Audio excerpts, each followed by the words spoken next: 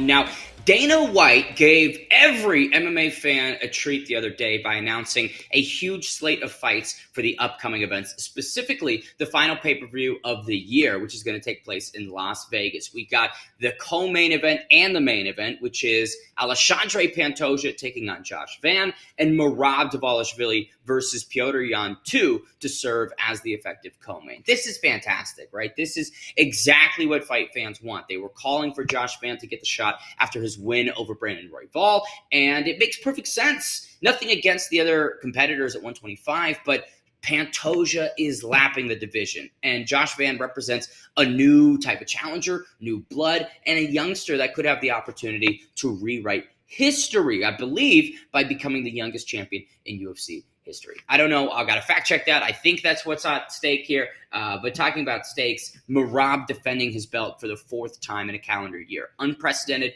No UFC champion has done it all in one calendar year. Redefining the bantamweight division, right? We've had so many injuries and lapses of frequency at 135 that I think excitement dulled for a bit, right, towards that division. But Merab Dvalishvili firmly bringing it back to the forefront and being, in my opinion, one of the biggest stars that the UFC has. Certainly the fighter of the year if he's able to beat Petr Yan, which, in my opinion, is quite likely. Nothing against Petr Yan because I love him as a fighter. I think that what he does in the octagon is great. But the performance he had against Merab, which was only about 3-4 years ago, right, was so lopsided, so lopsided. It's hard for me to think that he has really well and truly and meaningfully addressed the grappling weaknesses. I think Merab's going to do what he wants. I think he's going to style on Petr again, and we'll be treated to some more Merab Dvalishvili celebrating at a Las Vegas nightclub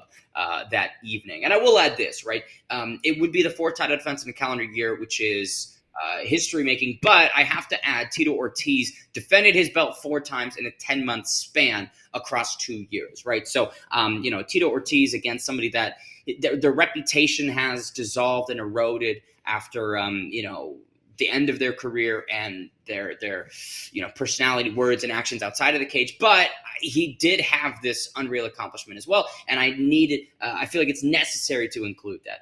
Other fights that Dana White announced that are appearing on that card and some others, Jan Blachowicz taking on Bogdan Guskov. So Bogdan gets a big top 5 opportunity at light heavyweight. Jan Blachowicz, haven't seen him in action much. He was, at one point in time, a couple years back, a huge star at 205 after defeating Dominic Reyes to become champion and having pretty memorable fights, I would say. A great back and forth with Magomed Ankalaev at one point. So I don't know. I'm curious. I'm curious to see if Jan can hang on to his position in the top 5. I feel like Bogdan is good. He's powerful, right? That's undeniable. But is he elite? That's the big question. I don't know if he's really proven that. Don't know if he's taken on opponents that would suggest that as well. But talking about elite, this welterweight matchup certainly features 2 elite members of the 170-pound division, Sean Brady and Michael Morales, locked in for a bout. This is crazy. I mean, Sean Brady could probably just sit on the sidelines following his submission over Leon Edwards and wait for a title shot in the fallout of JDM and Islam Makhachev. But he's saying no. The Philadelphia native wants to add to the streak, and he takes on undefeated knockout artist Michael Morales, Michael Morales has looked unbeatable in his matchups so far in the UFC. At 170, he's got a massive frame, a gargantuan frame for this division, and I'm curious to see what Sean Brady can do because we're not that far removed from Sean Brady having a really poor display against Bilal Muhammad, right? Bilal boxed him up, showed striking levels. Even when he fought Michael Chiesa, right, a couple years prior, he didn't look that great on the feet, whereas Michael Morales, excellent on the feet. So this, to me, is the biggest opportunity for Sean Brady to show, hey, I have really closed the holes in my gap, and by taking out an undefeated fighter, top-ranked in Michael Morales, to me, that would absolutely solidify his claim to a title shot.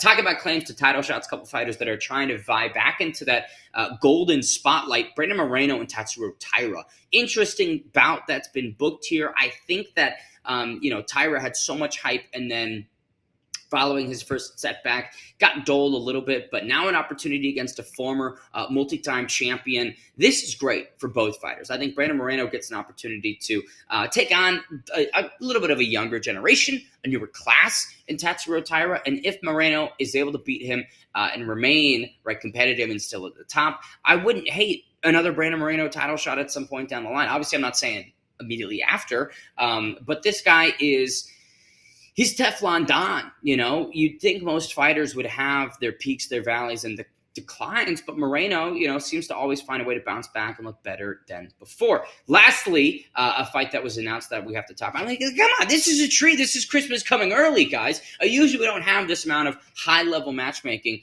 coming out in one single day. Henry Cejudo, Peyton Talbot. So I mentioned about the 135-pound division. Henry Cejudo trying to find that last gasp in his career to get back to the spotlight. And a guy in Peyton Talbot, I honestly think might be perfect for Henry Cejudo. Now, there's going to be a big striking differential. I feel like Peyton's going to be longer, way more selective in the shots, but we're only one fight removed from Raoni Barcelos controlling Peyton Talbot on the ground for the entirety of 3 rounds.